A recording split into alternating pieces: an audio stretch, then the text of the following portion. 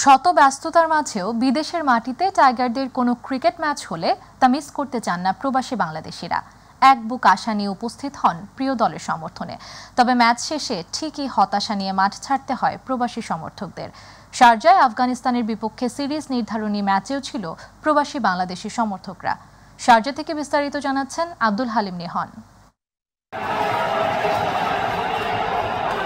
Sharjah stadium বলা হয় টাইগারদের জন্য আনলাকি। কখনো জয়ের মুখ দেখেননি লাল সবুজের দল এই মাঠে। তারপরেও আফগানদের বিপক্ষে সম্প্রতি হয়ে যাওয়া 3 ম্যাচের ওয়ানডে সিরিজ দেখতে প্রবাসী দর্শকদের উপচে পড়া ভিড়।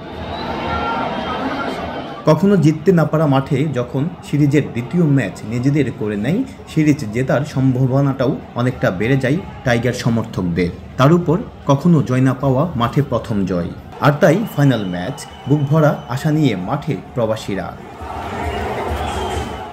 প্রথম ব্যাট হাতে গড়েছেন এক চ্যালেঞ্জিং স্কোর নতুন অধিনায়ক মিরাজের অভিষেক ম্যাচে, কিন্তু কোথাও যেন ভুল বাংলাদেশের থেকেই যায়। আর সে ভুলগুলোর কারণে বারবার বিদেশের মাটিতে হতাশা নিয়ে ফিরতে হয় টাইগার সমর্থকদের। সেই ভুলগুলো নিয়েই কথা বলছিলেন ম্যাচ দেখতে আসা প্রবাসীরা। জয়ের জন্য আমরা যথেষ্ট প্রত্যাশী ছিলাম, কিন্তু দুই একটা ফিল্ডিং মিসের কারণে এবং বোলাররা যেভাবে তাদের ক্যাপ্টেন্সি আসলে আজকে ঠিক হয় নাই। যদি ক্যাপ্টেন্সিটা আজকে ঠিক হতো তাহলে আমরা ফেল করতাম না। প্রবাসীরা মনে করেন এখনই সময় বাংলাদেশ টিমের পরিবর্তন, দলকে র্যাঙ্কিংয়ের শীর্ষে নিয়ে যাওয়ার। ঠিক ঠিক এবং আমাদের মাহমুদুল্লাহ রিয়াদ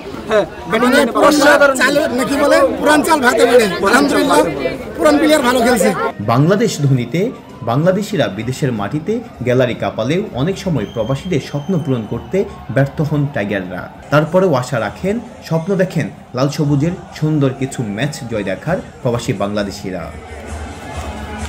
বাংলাদেশ ধোনিতে বিদেশের মাটিতে প্রবাসীরা গ্যালারি কাঁপালেও ম্যাচ শেষে এক বুক হতাশা নিয়েই মাঠ ছাড়তে হয় তাদের।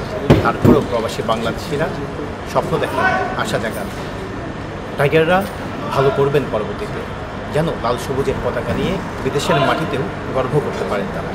আব্দুল হালিম নিহন, মাই টিভি।